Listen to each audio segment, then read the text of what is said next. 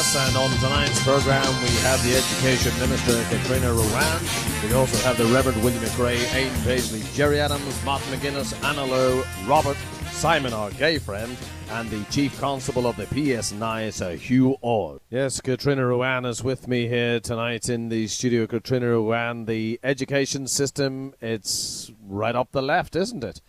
Well, that is not absolutely right at all, I have to say.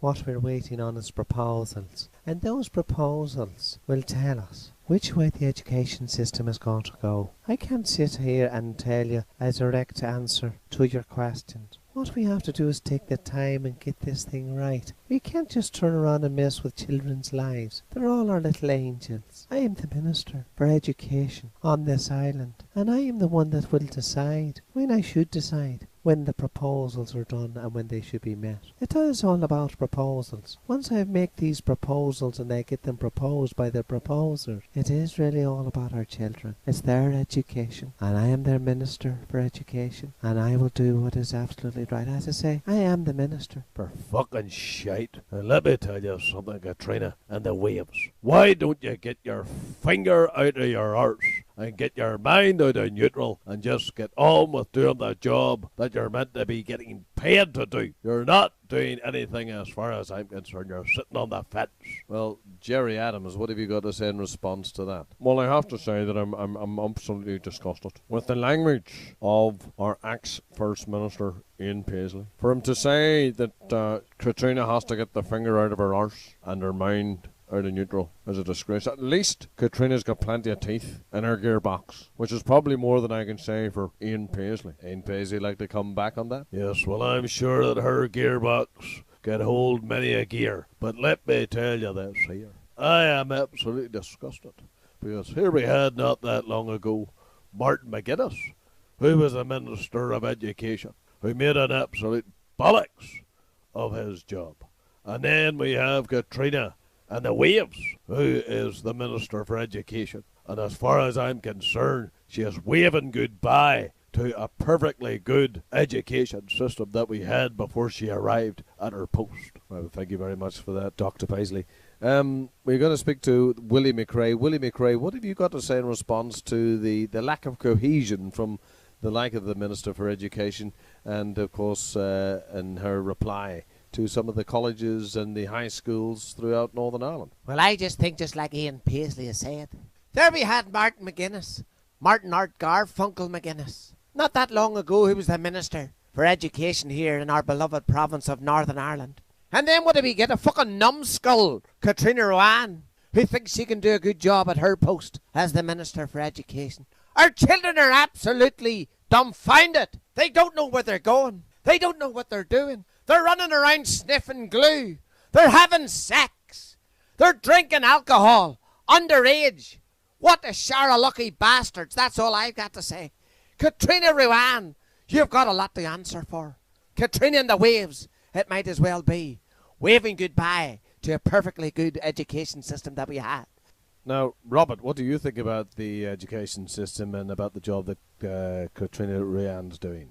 Well, I think she's making an absolute bollocks of the whole system, because I think she should have got new proposals out and let the schools and the colleges know exactly what her intentions was. But all she's doing is getting paid for nothing. She's sitting up at Stormy Squash their hole, and she's doing absolutely nothing, and I think it's disgraceful. Well, we have Anna Lowe here from the Alliance Party. Anna Lowe, what have you got to say in response to Catriona Ruane? Well, I don't know something. I think that people in Northern Ireland have the right to education and have the right to know exactly what the education is. And I think Mrs. Ruane is maybe taking her time and maybe need to hurry up a bit more to let all of the education boards know. Yes, and Jerry Fitt, what do you say in response to Anna Lowe? Anna who? No, it's Anna Lowe.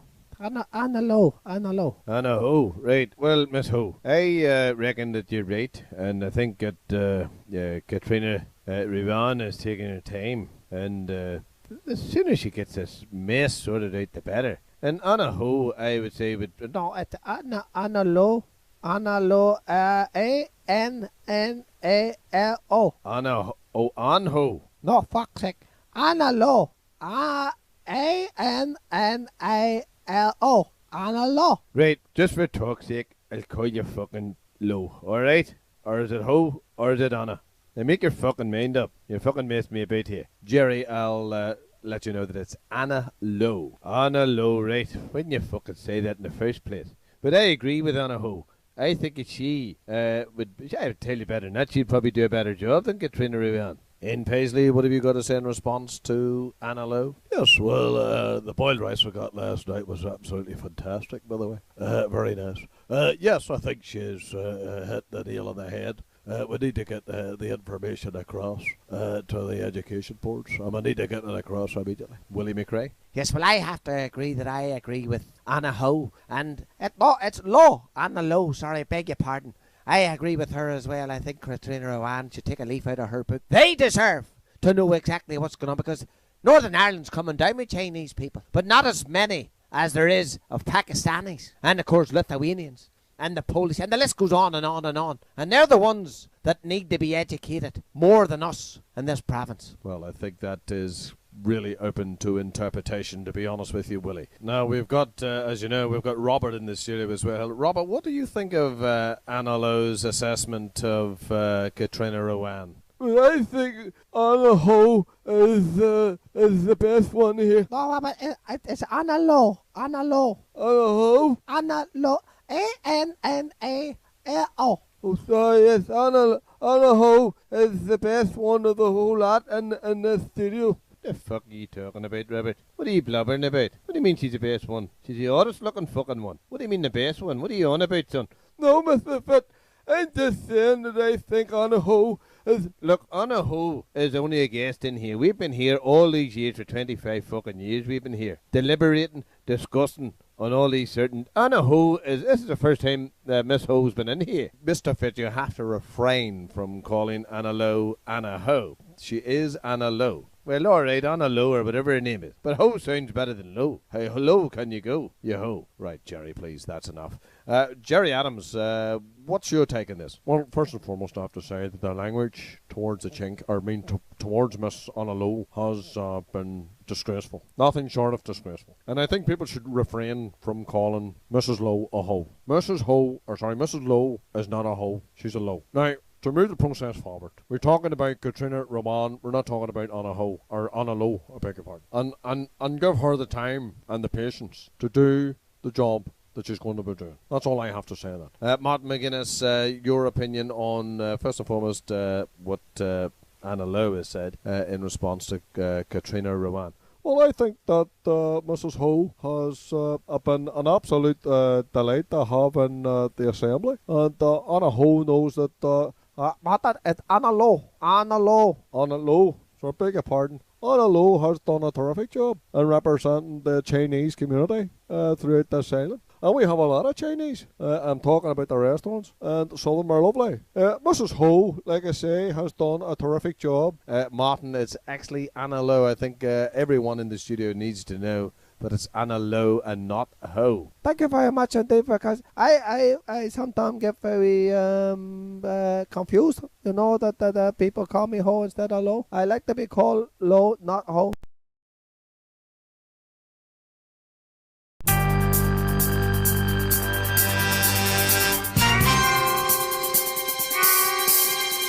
Yes, now another topic which we're going to discover today is the water rights. You know, a lot of people are not too happy about the water rights. First and foremost, into Jerry Adams on that one. Jerry, is the water rights going to be paid, or are we going to abolish them altogether? Well, we would hope to abolish the water rate for good. I think you want to abolish water for good more like it, never mind the bills. Now, hold on a minute, Mr. Paisley. Jerry Adams, please continue. Well, as I was saying before, again, I'm being rudely interrupted. We do want to try and, because people are paying, don't forget, their house rates, which I would imagine should cover your refuge, your rubbish, your water, and all of that. And we really don't need to be imposed upon by another bill. Especially when we've got the credit crunch. People's houses are dropping in price. Everything's dropping in price. And we could do well without that. Well, Anna Lowe, what's your response to maybe getting rid of the water rates? You know, I think a very good idea to get rid of water rates, because they're very expensive, you know. Everything in Northern Ireland are very expensive. You know, I think we need to get rid of water rates because everything's too dear. Thank you very much, Jerry Fitt. Well, as Anna Ho said there, the water rates is it's another tax on the people of Northern Ireland, and it's an absolute disgrace. Who the fuck wants to pay for water when it comes out of the sky for fuck all? I mean, I am astonished that Gordon Brown and that other fruity bastard Mandelson has got away with imposing taxes upon people, one after another. It's an absolute disgrace. And Anna Ho's right. Oh, excuse me, Derry, it's Anna Ho.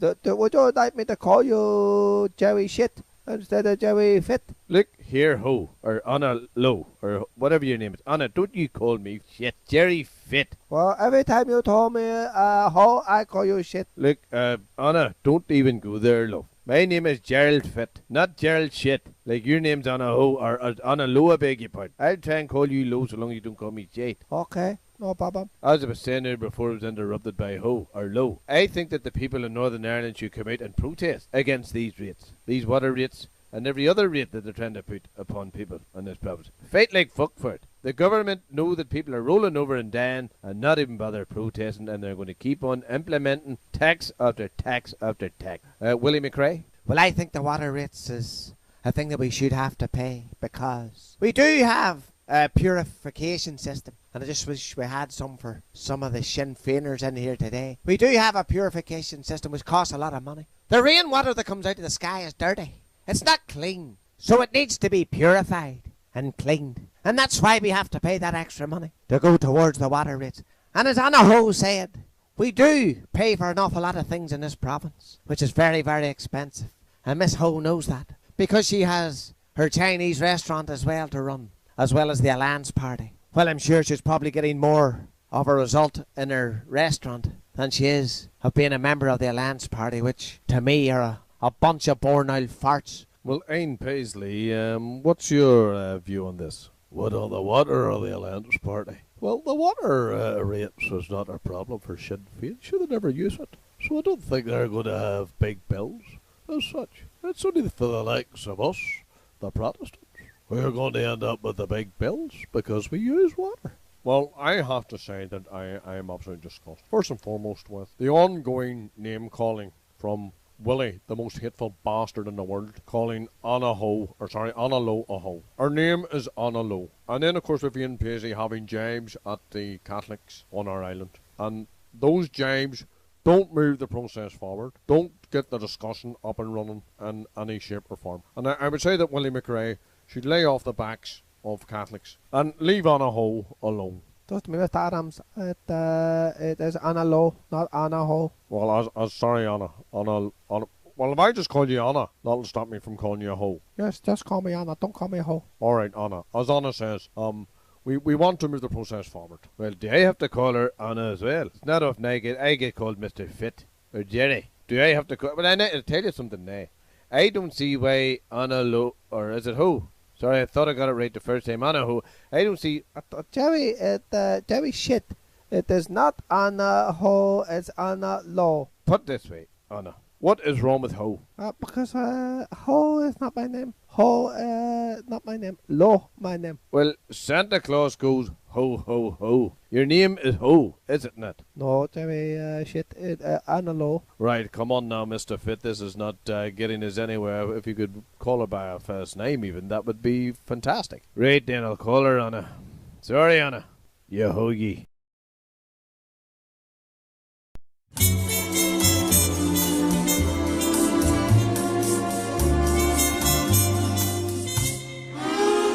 Now, we're going to change the subject slightly and talk about Mrs. Robinson, who apparently got tore into the gay community and called them an abomination and immoral, what they stand for and what they do.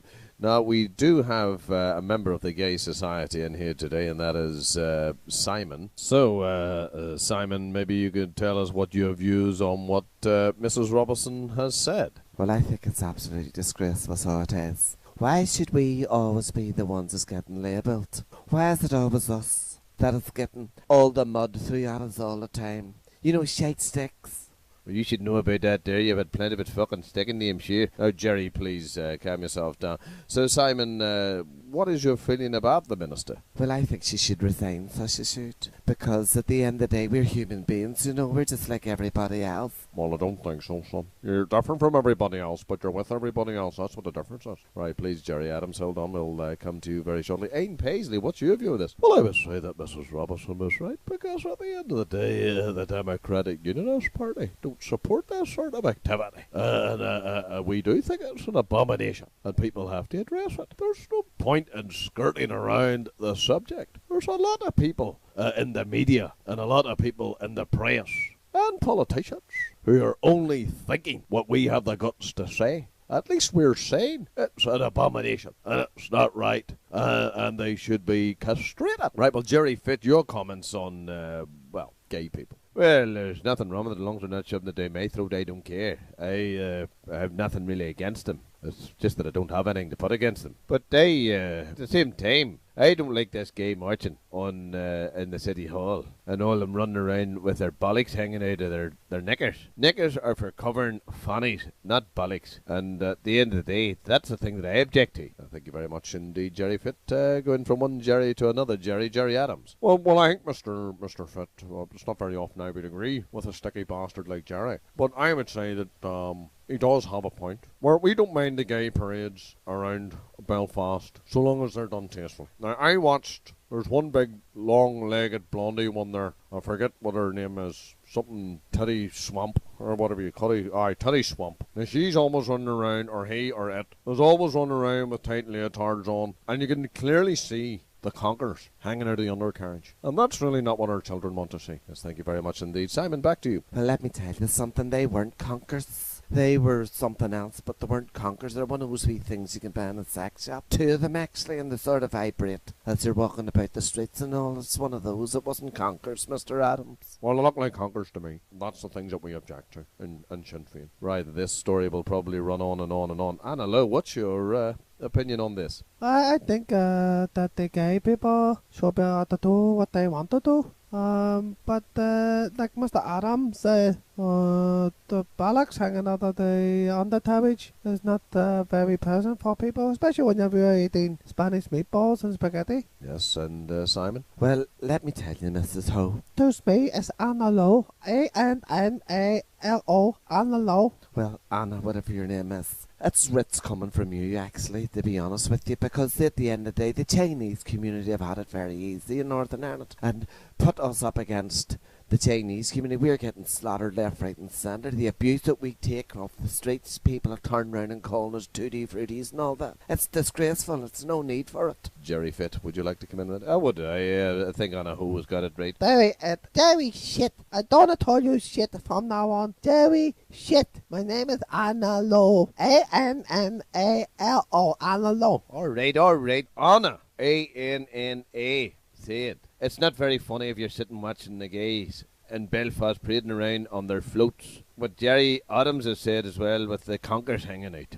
And you're sitting maybe eating Spanish meatballs and spaghetti. Not very tasteful. I wouldn't like to look at that while I'm eating. Willie McRae, now, what is your take on the gays in Northern Ireland and the parades on the floats, which they have every year in and around the city centre of Belfast? Well, I want to say this here. I'm not too sure that too many of those people read the Bible, but I do read the Bible. And I read my Bible every night in a week. And I want to say, whenever it says Adam and Eve, it says Adam and Eve. It doesn't say Adam and fucking Adam. It's Adam and Eve. So why don't they get it into their head that it's not normal for two men to be participating in sexual activity? One stroking the log while the other one chops the log. Why is that? That shouldn't be allowed. As far as I'm concerned, it's man and woman, or woman and man, Adam and Eve.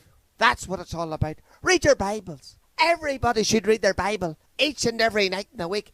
and they'll have their souls cleansed. Don't get excited, Simon. I said souls. That is what is wrong with people. I know it might sound like a silly question, Simon, but have you heard anything here today that really has changed your opinion on how politicians and guests feel about you? No, I don't, actually. I just think it's just been a tirade of attacks against me here today.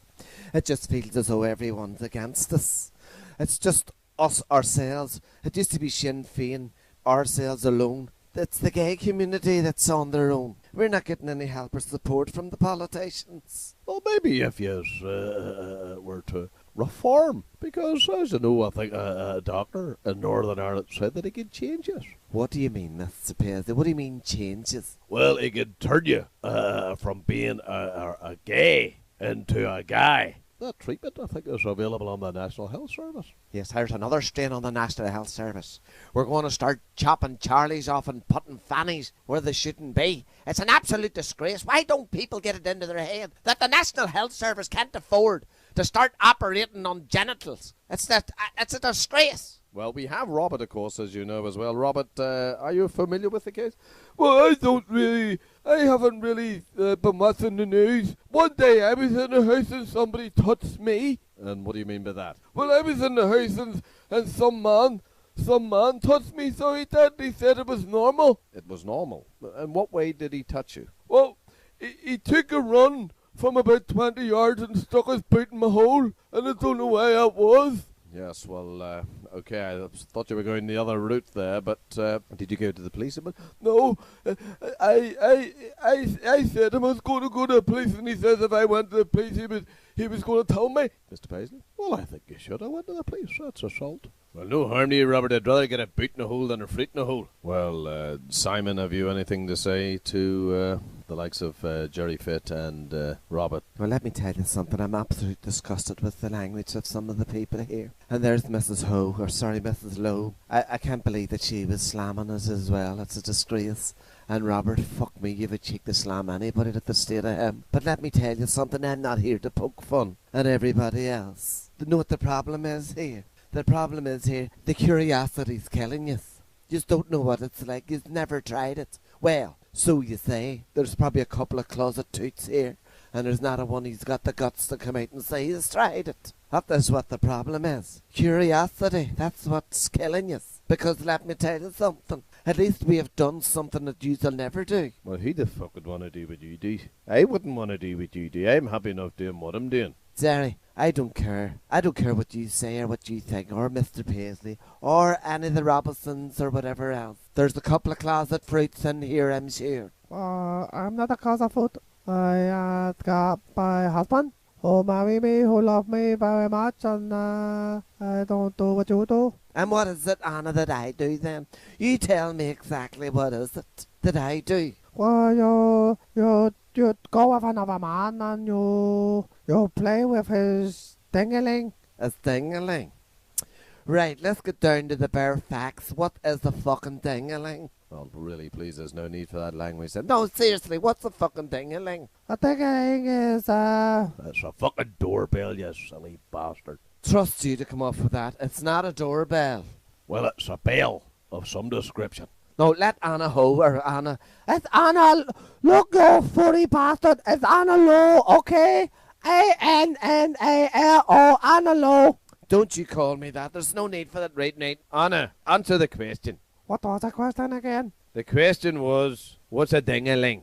A ding-a-ling is whenever someone come into a restaurant and they push a little bell, it go ding-a-ling, ding-a-ling. For fuck's sake. Is this the best you could get for inviting studio guests? Jesus Christ. Well, I think that's the end of the matter now. And by the way, anybody that does want to know what a ding-a-ling is, if you want the answer, check the Oxford English Dictionary. Thank you.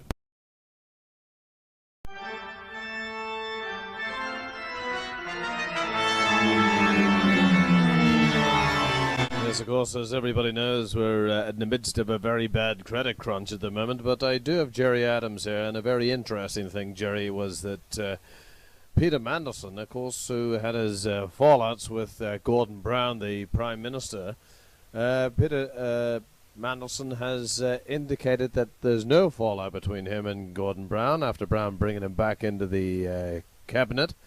What's your view on what Peter Mandelson said about being joined at the hip?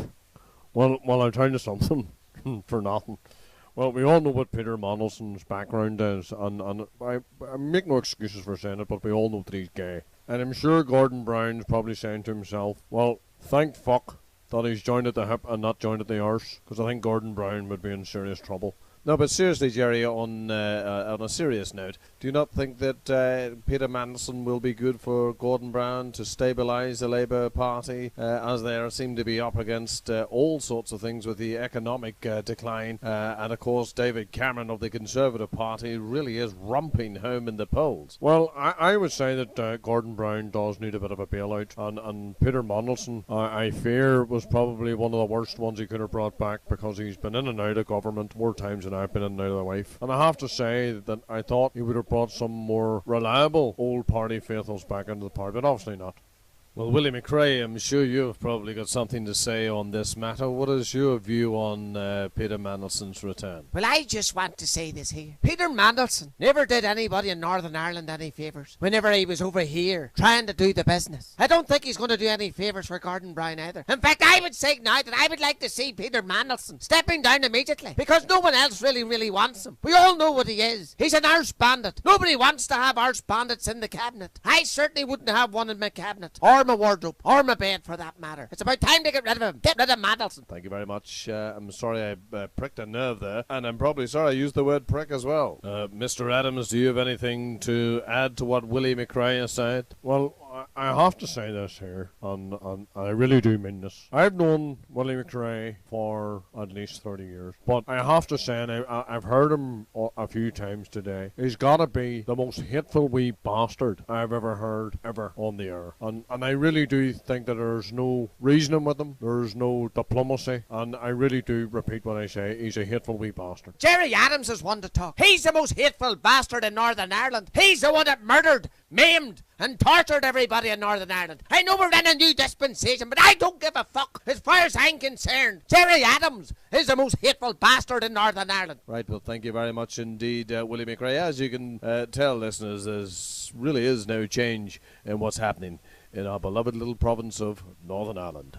Well, we have Aine Paisley with us, as you well know tonight. Aine Paisley, I'd like to ask a little bit more about, since you've retired from the political scene in Northern Ireland, I'm sure you must sit at home at night wondering what the devil is keeping the likes of Peter Robertson, and who is now, of course, First Minister, and the Deputy First Minister, Martin McGuinness, from reaching some sort of an agreement over the policing and justice debate, which has been ongoing for a long time. We all know we had a bit of a laugh at yourself and Martin McGuinness becoming nicknamed the Chuckle Brothers. What have you got to say about the repertoire between Peter Robertson and Martin McGuinness? Well, I have to say that there doesn't seem to be any repertoire at all between Martin and Peter Robertson. But I have to say, whenever everybody nicknamed us the Chuckle Brothers, we were also known as the Ever Ready Brothers. More than I can say for Peter and Martin at the minute, they're the Never Ready Brothers. And they don't seem to agree on anything at all. It's an absolute disgrace that everybody used to point the finger at me and say that I was the shit stir that never moved forward with the political scene in Northern Ireland. There's Peter Robertson and Martin McGuinness sitting in their fucking holes at the minute doing absolutely nothing, while every poor pensioner in this province has to scrounge the money to either heat or eat, which is an absolute disgrace. Those bastards should be up in Stormont thrashing out a deal, bringing in the winter payments immediately to the pensioners. So I think it's about time they got up there and done their bit. Thank you very much, Aine Paisley, for that. Now, we do have, by special demand, we've got Robert in here tonight. Robert, what's it like to be back after such a long time on the old spitting tapes and the old spitting CDs? Well, I think it's really nice, so I do. I think I'm really special, so I do. You can say that again. You just take a look in the mirror, you know how special you are. Dr. Paisley, please, if you could let him speak. Robert, what do you think of the situation up at Stormont at the moment? Maybe you could do a better job than Peter Robertson and Martin McGuinness? Yes, because I think Peter Robertson and Martin McGuinness are two lazy bastards, and they didn't pay it, so they are. And I'm not getting any money for doing anything. And I'm in here today, and I'm getting no money for for sitting here making a cunt of myself. Yes, that's absolutely right indeed, Robert. Well, thank you very much indeed. And who are we going to move on to?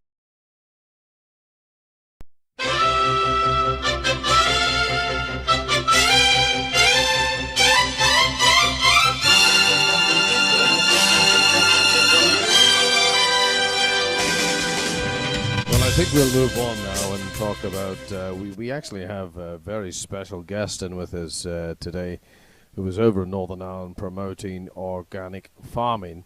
His Royal Highness Prince Charles is here. Prince Charles, what was the purpose really of your visit here today in Northern Ireland? I have to say that I'm absolutely delighted to tell everybody that organic farming is definitely the way forward. What we have to do is get rid of all these pesticides and all these different kinds of fertilizers, which is very, very dangerous for the shrubs and the plants and vegetables, and also for the environment. I think that the reason why that I was invited over was because of the Kredit Krunch as well, and people have to grow their own. What do you mean the Kredit Krunch? Let me tell you this, Prince Charles. You said people have to grow their own because of the Kredit Krunch. How long do you think it takes to grow a fucking cabbage? 2 minutes? It takes about 4 months to grow a cabbage. So what do you meant to do in the meantime? When you're starving? Plant a fucking cabbage? And you think it's going to be ready in 2 minutes? No, Dr. Weiser, that's not what I'm saying. What you're trying to do is manipulate exactly what I was saying. I think what people have to do is look forward to the future and get the shrubs down into the ground and get growing as quick as they possibly can. Jerry Fit, would you have grown any vegetables? Oh, I many time I grow vegetables. And I tell you now, it's very therapeutic working along with plants and shrubs. And I love getting my homemade vegetables, cabbages and turnips, carrots and all that sort of stuff. I love growing carrots, so I do. I think it's probably my favourite root vegetable, so it is. Well, I'm not a bit surprised, Simon, that you'd like carrots. But I don't like those wee early nants. I like the big dirty carrots. I don't like the clean ones that you could buy in the shop. I like a big dirty carrot. Anna No, no dirty carrot. I like clean carrot. I also like bean sprouts. Also like the cabbage and all sorts of things. I like vegetable, you know. Yes, okay. Jerry Adams, would you have dabbled in that sort of thing? Oh, yes. Many time I've grown substances, or vegetables. And with us sort of living in West Belfast and not having a garden, and I had to grow my plants up in the attic with the help of fluorescent tubes. And I have to say that they grew enormously quickly. And what sort of plants were they? Well, they didn't taste that good, I have to be honest. But the smoke was fucking fantastic, I have to say. Martin McGuinness? Well, I never really had a garden on Derry, but we had a backyard and I used to grow mushrooms in the back garden. And I was very successful in growing the mushrooms. I think they were fucking magic mushrooms, because see some of that shit that you come off with in that television, Martin. Well, Jerry, I have to say, I think that is uncalled for. And the new peace and stability that we have on our island, I don't think there's any need for that. But I have to also say that I've grown a few things, wee trees and whatever. I've planted a couple of wee trees. I like to plant. The odd bum, I'm sure. Well, I am going to let on I never heard that there. That is disgraceful. But I have to say, now that I've got a post up at Stormont and I've got a decent wage, I have bought a bigger house. I've got a garden. And yes, I spend a lot of time in the garden. Simon, would you have a garden? Oh, yes, I do have a wee garden, and it's, like your man said earlier on there, it is very therapeutic, so it is. And I like to grow, like I say, carrots. Carrots is my favourite, long as they're big and dirty. And I like to grow onions, and I like to grow tomatoes as well. So I take it you have a greenhouse? Oh yes, I have a lovely greenhouse, but it's not green, it's yellow. It's a yellow house. But it is, the technical name for it is a greenhouse. But it's not green, it's yellow. He knows it's yellow, but it's a greenhouse, isn't it? Bit of wood, glass. No, actually it's aluminium, Jerry. Right, well, you know what I mean. Don't be trying to get lippy with me, alright? You shirt lifter. But there's no need for that now, Jerry. We're all talking about vegetables and fruits. Exactly. Right, as I was saying, I like to grow carrots, onions, and I also like my tomatoes, and I love cucumbers. Robert, would you have a garden? Yes, I have a vegetable garden, and I do vegetables in it. I'll give the biggest fucking vegetable in it, if you ask me. And also I grow parsnips, and I grow I grow radishes, so I do. Yes, and I'm sure it's very therapeutic for you as well. I take it you spend a lot of time out in the garden. Yes, I do. But the thing I don't like is when you get all the shite in your nails. Well, I take it you mean that soil. No, it's shite. It's horse's shite. Yes, manure. No, it's not manure, it's shite. Well, I think our professional gardeners and farmers would say it's manure, Robert. But anyway, is there anything else you would grow in your garden? Yes, see when it comes near Christmas time. When it comes near Christmas time, I like to grow Brussels sprouts, so I do. Because I love Brussels sprouts. I think you have a Brussels sprout hanging out of your nostrils there, son. You want to go and blow that snatterbox of yours.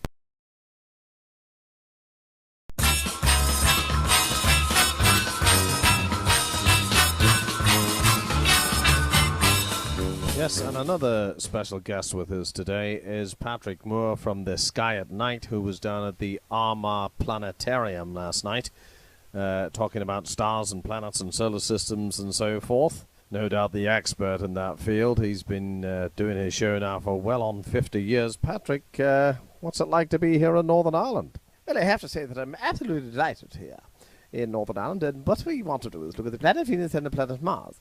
We've also got a telescope here, which I'm going to mount on top of the tripod, and what we do is we open that window, put out the telescope, and look for a star. What sort of star are you looking for, Patrick? Well, I don't think that's very nice, Dr. Pate. I think, in fact, that's very, very rude indeed. But as I was saying, the telescope must be mounted on top of the tripod, and you have to wait until it's very dark, and once it's very dark, then you can point your telescope up at the star and hopefully zoom into the star, and bingo, Bob Taranko, you can see that star very clearly. And how long have you been doing the show then, Patrick? Well, I've been doing the show, the Sky at Night, now for about 50 years, which is a tremendously long time, but I have to say I've enjoyed every single moment of it. It's absolutely fantastic. I really do love looking at planets, solar systems, and particularly stars. You're probably looking at somebody's hairy star more like it, so you were. That wasn't me. That certainly wasn't me. It wasn't me either. Robert, was that you? Yes, Mr. Pity. I think I need someone to take me to the toilet, so I do, man, but... Oh, Jesus, I better go to the toilet. I thought we were going to go the whole day without this shating much. And make sure you give us ours a good wipe. Dear. Sorry about that, listeners, but Robert, I think he must have had one of Anna Lowe's Chinese last night. Don't think so. My Chinese are never open on a Monday. Right, okay. But, Anna, would you be into the stars and... No telescope, no look at star. I don't look at stars, you know. I only look at the moon. Jerry Adams, would you be looking at anything through a telescope? Well, there's a couple of things that I would be looking at through a telescope. In my early days, I'd have been looking through a telescope to see where the British forces were. But, no, I have a pair of binoculars. It's smelling for me. I think you could go and waste them. Jerry, there's no need for that lip, you sticky bastard, you. You're picking on everybody but yourself. As I was saying, I have a pair of binoculars, and I would do a bit of bird watching. And what sort of birds would you be looking at, Jerry? Well, I like tits, and tits are my favourite, and I am a tit man, I have to say that. Ian Paisley? Yes, well, I'm into breasts, robin redbreasts. I think they're a very nice little bird. Just like Jerry, he's into the tits. I would like the odd tit as well, coming up to the window.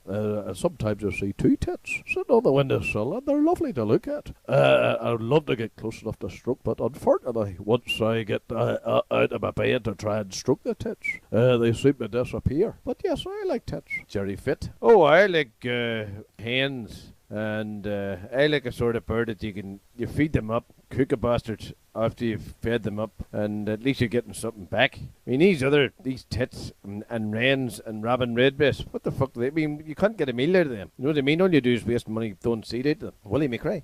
Well, I don't like birds. I'm more into cats. I like pussy cats. I'm an animal man, but I like pussies. I don't really like birds at all, because they really don't do an awful lot for me. But I have a pussy in the house, and I would stroke that pussy each and every night, and you can hear it going grrr, like that there, and it's purring. That's what it is. It's purring, and I just know that I'm satisfying that pussy. And Simon, like a bit of pussy? No, actually, I don't like pussy at all. I don't like birds either, I have to say. My favourite animal would have to be a fish. I just love fish, so I do. You like a smelly fish, don't you? Well, the smell of fish doesn't really bother me, Jerry. I don't mind the smell of fish. I love eating fish. And if it's nice and fishy, I'll eat it. Well, your luck's in the night, son. I'll see you after the show. Right, Jerry, there's no need for that. Now, we're going to speak to Robert again. Robert's just come back. Are you all right? Yeah, sorry about that there. Well, Robert, we were talking about birds and that. What would your favourite bird be? Well, I don't like birds. I just like dogs. Yes, is that all you can attract? Maybe that was a wee bit unkind there, Robert. But anyway, Prince Charles, what would be your favourite animal? But I have to say that I really do like horses. I think they're an absolutely fantastic specimen. That's a right fucking horse you married there, I have to say. Really, Jerry, I don't think that's really called for, to be honest. Camilla and I have a very beautiful relationship, and she certainly doesn't look like a horse. Well, I'll tell you something. I think it's an insult to a horse. I think horses are gorgeous, especially when they win, and you have about 20 fucking grand on them. But Camilla, Charles, I have to say, she is a horse. Right, okay. And Prince Charles, any other animals apart from horses? I like the odd pheasant, and shooting pheasants is... I think it's very cruel, shooting a me bird. But Jerry, you were talking about eating hens and cocks earlier on. I never mentioned about eating cocks or hens. Talked about eating chickens. I wouldn't eat a cock. Fucking sure I wouldn't. Simon, mate, but I wouldn't. Aidan Paisley, no doubt that you will have something to say about Jerry Adams calling Camilla a horse. Yes, I agree. I think she is a horse. And I have never agreed with Jerry Adams in my life, but I have to say, Prince Charles, she is a horse. Look, I really think that everyone has been very, very unpleasant and very, very bad-mannered, and I really don't have to sit here and accept that sort of childish behaviour. Well, why don't you fuck off, big ears?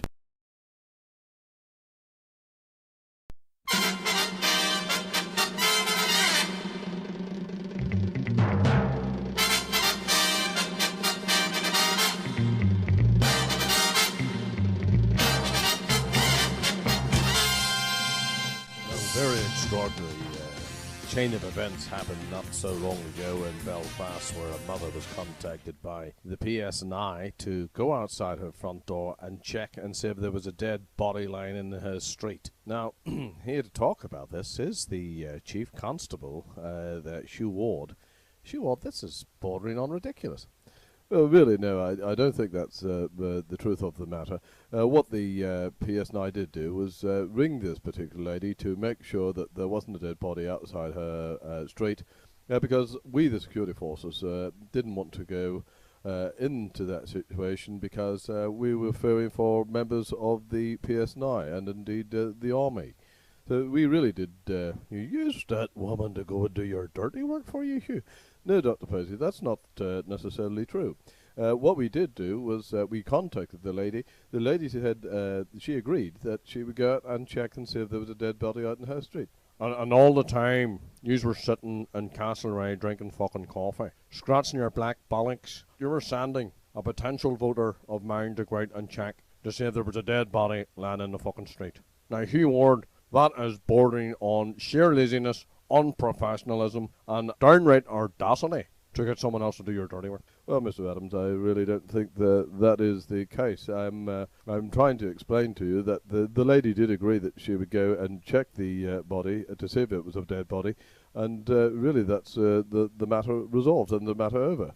Martin McGuinness, have you anything to say? Oh, well, I certainly do, because we later discovered that it wasn't a dead body, it was actually Jerry Fetland drunk. So I have to say that the PSNI and Mr. Hugh Ward and the officers that was involved that made the call should be sacked, and they should have their contracts terminated. I think it's an absolute disgrace. Well, Willie McRae, have you got to say anything in defence of the... Oh, well, absolutely. I think the PSNI are doing a fantastic job for all of the people in Northern Ireland, even the Catholics, and that's saying something. But I want to say this here. Why does Sinn Féin always want to have a public inquiry? If one of their school children have a fucking flu in school, they have to have a public inquiry. Why is everything public inquiry, public inquiry? It's like your woman, the education minister. All you get out of her is proposals, proposals, proposals. Why don't Sinn Féin just realise that sometimes the PSNI just don't have the resources to go in and check to see if it's a drunk man or a dead body?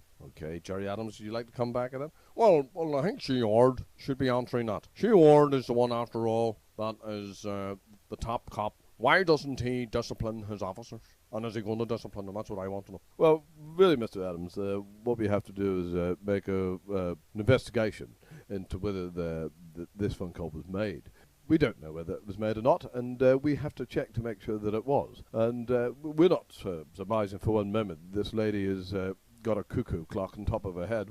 We're only trying to make sure and ascertain that the officers did do what this lady said they did do, and that was to ring her in the middle of the morning. Poor woman was probably lying on a nest too. And by the way, for the record, it wasn't me lying blocked in the street. Absolutely not. I was just round the corner from that. But I also want to say that Jerry Adams has... I don't agree with him very much, but I have to say that I really do think the policeman that was involved in this should be sacked immediately. I'm without pay. And we're going to ask Simon about this. Simon, what's your opinion on this? If the policeman rang you at that time of the morning and asked you was there a dead body in the street, would you go out and look? Certainly not. If a policeman was to ring me at that time in the morning, I would say, just come on round here and let yourself in. That's what I would say. But, no, I wouldn't have went out at that hour of the morning to check to see if somebody was either drunk or dead. Absolutely not. I think the police, I know they do have a hard time of it. I know they have got their resources stretched. There's a few other resources I would like to stretch as well, but the less said about that, the better.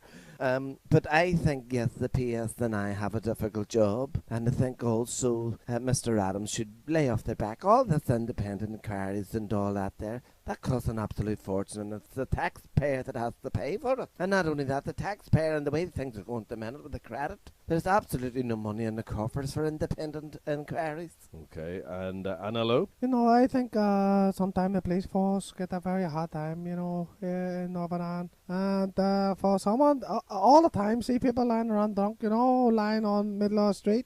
And I think Mr. Adams been very hard on Mr. Odd. I really do appreciate that, NLO, and yes, I'm glad to see that someone realizes that our officers are trying to do their job, and we're not trying to duck out of this. We are going to carry out the inquiry and make sure that those officers will be disciplined. Whether they get removed from the force or not is another matter. Yes, I think this will run on and on. Robert, do you think police were right to ring? Yes, because they cut up on a bomb under that body, and then when the policemen go to move a body, they get blew to bits, and that's not right, that's not. So I think why did the lady go out and look in the first place, and then the next thing she wants to ring her solicitors? I don't think it's right what she's done. Yes, thank you very much indeed, Robert, for that. Hugh Ward, of course, another thing we'd like to talk to you about is about this arms find up in North Belfast. 70 handguns, rifles, and quantity of ammunition.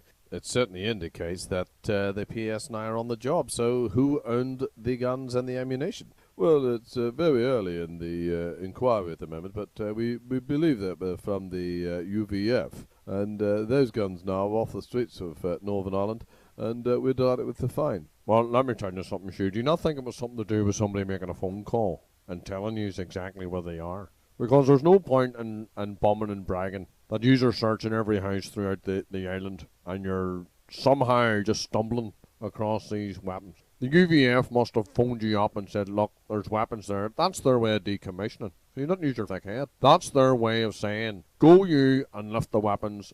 I think our constables and the PS&I in general are doing a fantastic job, and they're doing all the research, and they are doing house-to-house inquiries, and that is what is happening. Right, Hugh, well, I'm not worried about the guns and the weapons and all that shit there. What I want to ask you is, what about this bit of fluff you have on the side? You have an old girlfriend knocking about there. What's the crack with her? You were doing the marathon, and now all of a sudden you're giving her one. Well, really, Jerry, I don't think that's any of your concern. That's a private matter, and one which I haven't been invited to this studio to talk about my personal life. We'd all like to know about this, but the fluff you have, Hugh Ward, I think it's a disgrace. You're not exactly laying an example of a top policeman in Northern Ireland who was in a relationship and then decided to do the dirt. I think it's abysmal what you done. Jerry Adams, would you like to make a comment there? Well, I think it's a disgrace as well. I mean, we're all very loyal to our partners and our wives, and of course here we have Hugh Ward, one that has paid jobs on our island, and of course he's out flogging the log or something else. And I think it's disgraceful. You should be showing an example to all our young children. Really, I don't really see where this is going. Well, I want to say this here to you, Jude. I should know I'm a man of cloth. I'm a man of the Bible, and I disagree with what you're doing. I think you should tell that dame to get lost. I don't think it's very right for an honest man in an honest job to be doing something that's dishonest as what you're doing with some bit of fluff on the side. Simon? Well, you know something, see, to be honest with you, I think it's all coming down to jealousy again. It's pure unadulterated jealousy. If Hugh Ord wants to put his truncheon somewhere else, it's up to him. I don't think it's up to Mr. Adams, Jerry Fitt, or anybody else to dictate to what Mr. Ord does. If he wants to go and do whatever he's got to do, he does it. It's as simple as that. We're all just like not infallible, you know. Yes, okay. And Robert? Well, I think he's a dirty bastard for doing that, because his other girl from his niece, and then this other one that he's got, she's a dog, so she is, and I think he should get rid of her. Prince Charles, would you agree with what Hugh Ord has done? Well, absolutely not. You know, I think it's a very difficult situation in which one is involved in. You know, if Mr. Ord and the like of myself is in a position of high esteem, it's very difficult to try and keep these these women away from trying to get their claws into one's back. So I do see where he's coming from. What are you talking about, big ear? She done a dirt and dirty day, or liddy day. She done a dirt in her ass, right? So you did. You were sticking your crown jewels into something else. That horse that you're married to now. You're one to talk about anybody doing that dirt. Jerry Adams, what do you think of what Ian Paisley said? Well, it's one of these programs where I seem to be agreeing with most of my old enemies. And Ian Paisley's right. How dare Prince Charles try and wash his hands and make us think that he never done anything untoward, when we all know full too well that he was putting his crown jewels into a filly. I want to say that Hugh Ord and Prince Charles should both hang their head in shame. Hugh Ord? Well, really, I'm very disappointed that I was invited into the studio today to talk about other matters which relate to the ceasefire and the troubles in Northern Ireland. And to find that my own personal life has been watched in public is an absolute disgrace. And I'm very disappointed that the producers and the directors of the show didn't warn me in the first place, for otherwise I don't think that I would have been participating in this program.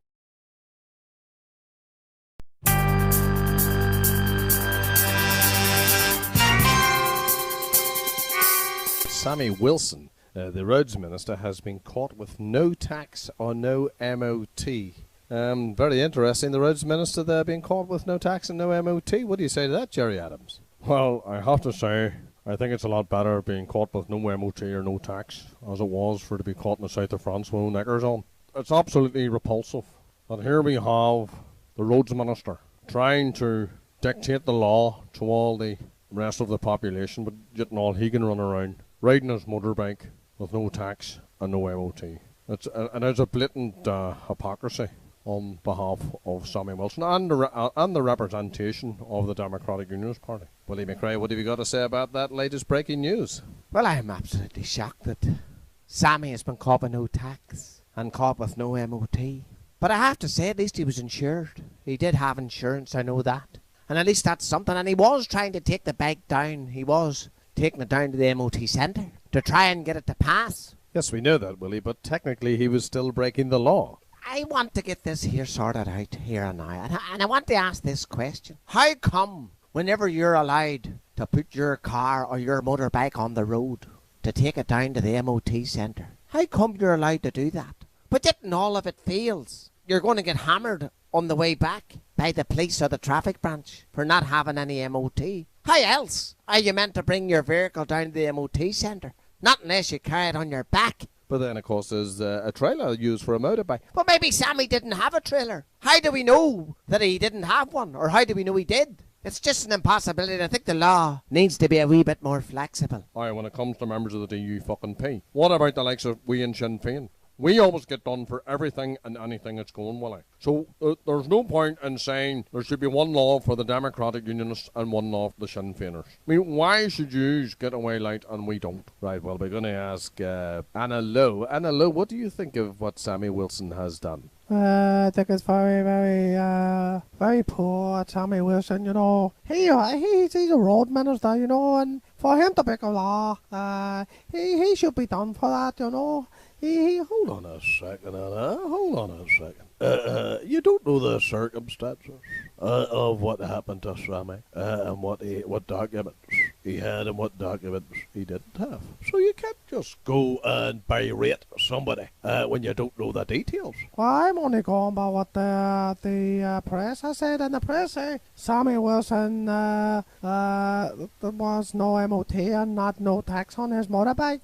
So he breaking the law, you know. Right, we're going to go to Simon. Simon, what do you think of what Sammy's done? Well, it's curiosity for me. I would just like to know if Sammy was riding his motorbike bareback. Because I'd like to sing that there. But no, at the end of the day, it's just like every other individual. If he's found with no tax and no M.O.T., he should be done, so he should. Because I would get done for it. I would get done for no M.O.T. and no tax. So I think slap it up him. It's a bit of a slapper. Right, thank you very much indeed. Jerry Fitt? Well, the cops have got fuck all to do nowadays, and their problem is they're running around and picking on any individual at all for any. See, if he's caught throwing a fake butt down on the ground, you're going to get done for it. If your dog is shating in the middle of the street, you're going to get done for it. And I want to know how the fuck you meant to lift dog shade up after them if you're blind. Explain that one to me. And I also want to say that the PSNI really want to sort themselves out, because at the end of the day, there's a job to be done. We have the threat of the real IRA. Why aren't they tackling that issue instead of going around and giving tickets out for dogs shating in the street and people throwing fake butts about? Right, okay, Jerry Pitt, thank you very much indeed. Now, Hugh Ward, you've had a bit of a run-on against the law yourself, if you don't mind us upcasting about that. And, of course, that was an incident in 2005, whenever you were going to visit a police station in Macrofalt, and would you believe you were going there to talk about motoring offences, whenever, in fact, the vehicle you were in was out of tax. So what have you got to say to that? Well, I know that sometimes these things happen, and it was I think that was overlooked, and we really have to address the problem. I couldn't really check the tax disc in a car that I'm going to be running around in, but at the same time, yes, I understand that the law was broken, and what we're trying to do is redress that problem. But you were never done for us, Hugh Ward, were you? No, I wasn't. Why was that? Well, I really don't know. Let me tell you something, Hugh. You and the dogs in the street and everybody here in Northern Ireland know exactly why you weren't done for it. Well, I'm going to ask Martin McGuinness, what does he think of it? Well, I have to say it's absolutely despicable that the likes of the Chief Constable, Sir Hugh Ward, could drive about the Mid-Ulster to talk about motoring offences when his own car wasn't even taxed. It is an absolute disgrace, and only Hugh Ward could get away with it. Well, to turn the tables slightly on yourself, I'd like to say to you, Martin, what about Sinn Féin's Alex Maskey, who handed back a Motability car after he was driving into a bit of a row on how ethical it was for him to be using the vehicle. What have you got to say about that? Well, I have to say that Alex was actually driving that car for a disabled driver. Well, who was that disabled driver? Well, that's to be determined. And I don't think it's any of your business either. But I don't see why you're bringing Alex Maskey into this whenever Hugh Ward's offence was certainly a lot more serious. Robert? Well, I don't know whose fault it is, but why should you have tax on your car when you're getting taxed for everything else in this earth? I think it's an absolute disgrace that everybody gets taxed. I don't get taxed in my car because it's a special car. Yes, and what is so special about your car? Well, it's an environmentally friendly car, so it is. It doesn't use much fuel, and you don't need tax on it, and you don't even need insurance on it. It's a very special car, so it is. Well, could you tell me in which sort of way it's special? Cardboard cutout, for fuck's sake. That's what you're talking about. Now, please, Jerry, hold on a second. Go ahead, Robert. You must have seen my car. It is a cardboard cutout, but it's my car, and it's special for me, so it is. Right, well, thank you very much indeed for that, Robert, and at that point we're going to leave that topic for now.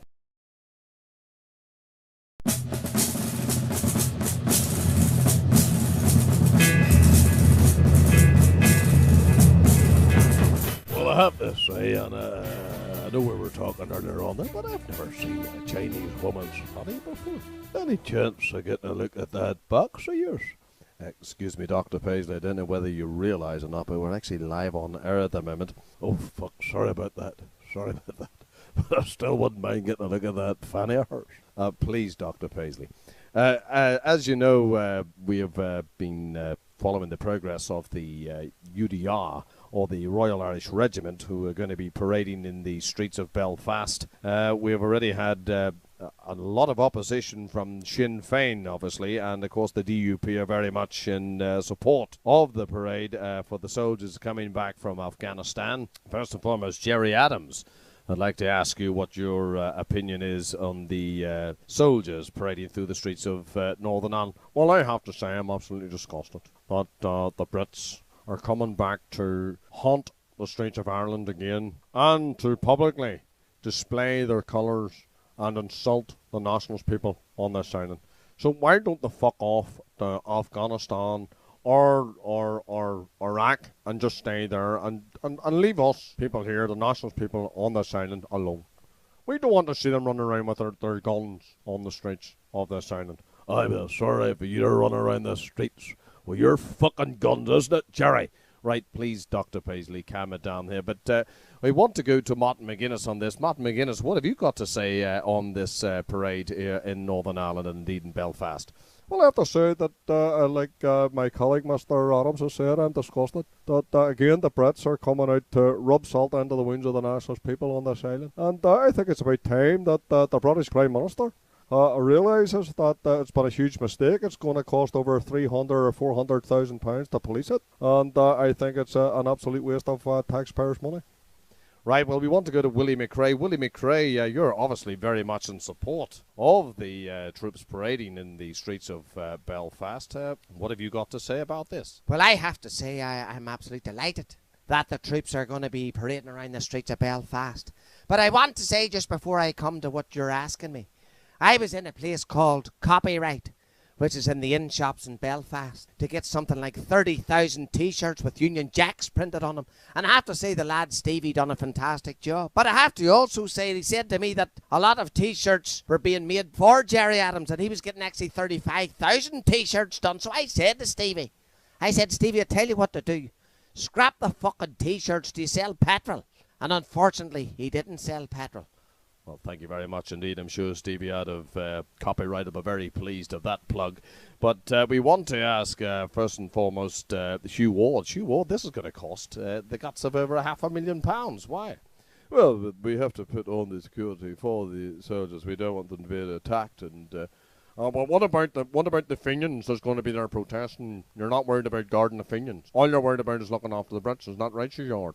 well, no, we're trying to look after all sides and all sections of the community in Northern Ireland, and it's very difficult to try and police this sort of thing whenever you have opposition in the form of the nationalists. And, well, I think a lot of people in Northern Ireland are very aware that the homecoming is very much welcomed by the biggest majority of people in Northern Ireland, and that has to be protected in every shape or form. Anna Lowe? Hold on, I'm too busy taking my knickers down to show Mr. Paisley my fanny. Please, Anna, knock that in the head. Gentlemen, that is it for now here tonight, but we have to close it here and call it at an end. Good night, and God bless. And finally, just to finish the program off, we are going to devote a little bit more time to the Credit Crunch, which, of course, has been sweeping the nation and indeed the rest of the world. Ain Paisley, I want to ask you first and foremost about the thought of Gordon Brown going to bail out all the banks in England, Scotland, Wales, and indeed in some cases in Northern Ireland. What is your response to that? Well, I have to say it's a disgrace what Gordon Brown has done. Here we have these highfalutin business executives. We are getting an absolute fortune of the innocent people here in Northern Ireland. Their savings have been stolen from under their noses, and then the banks have the cheek and the audacity They get Gordon Brown to try and bail them out, and not only that, they're getting the public purse to bail them out. So I think it's an absolute disgrace, and people should, as soon as they possibly can, get all their savings out of the bank, cash in all their pensions, and leave the banks skint. That's what I think they should do. Jerry Adams? Well, I have to say these bankers have took advantage. What they done in Ireland, in the Republic of Ireland, I have to say is commendable, where they said that no one's pensions or accounts are going to be affected by this global credit crunch. So I'm delighted that they have done that, but I wish Gordon Brown would take the same sort of stance with all the with all the bankers here and on this island. Martin McGuinness? Well, I have to say that I'm absolutely disgusted as well that all these these bankers. I just read in the paper the other day, The Sun, after sort of masturbating over page 3, it turned to page 7, and there was these bankers all going to Italy, spending £500,000 on champagne, caviar, the best of steaks, and all of that. They have £500,000 that they spent, leaving all different various parts of the country, and going over and whining and dining, while the rest of the country and the pensioners are struggling to try and light their fire and heat their houses. And I think the bankers should hang their head in shame. And we know we've used that term today quite a lot, but I really do think they should be disgusted with themselves. Willie McRae? Well, I want to say this here. I'm absolutely flabbergasted that the likes of Gordon Brown can just say to these wankers, these bankers, we will bail you out. We know you robbed the people left, right and centre with all the high interest charges. And if anybody made a late payment, a letter was costing them £50 for an envelope and a bit of paper and a stamp. And then they had the audacity to try and get Gordon Brown to be bailed out for and on behalf of all the people here in Northern Ireland, and indeed the rest of Great Britain. They want us to pay for the bankers, for the mistakes that they have made. It's an absolute disgrace. And I think every one of those bankers should be investigated. And if there's anything untoward, they should be put in jail where they belong. Now, Simon, you want to make some sort of comment about the banks and indeed the FSA? Yes, I do, because let me tell you something. See, the FSA, I think the FSA should be investigated, so I do. Because I think the FSA stands for fuck savings accounts. Because everybody's savings accounts has been badly affected by it. It's terrible what they've done to the Northern Rock. And I just think it was about time that the government stood up for itself and started to say to all these wankers or bankers, look, yous are just going to have to suffer the consequences of what you've done. Yous are all riding high there about a year and a half ago. Now everything has literally gone to the wall. The shit has hit the fan. And now they're all doing a runner. And I just like to think that all these top executives are going to get investigated and fairly stripped down of their titles.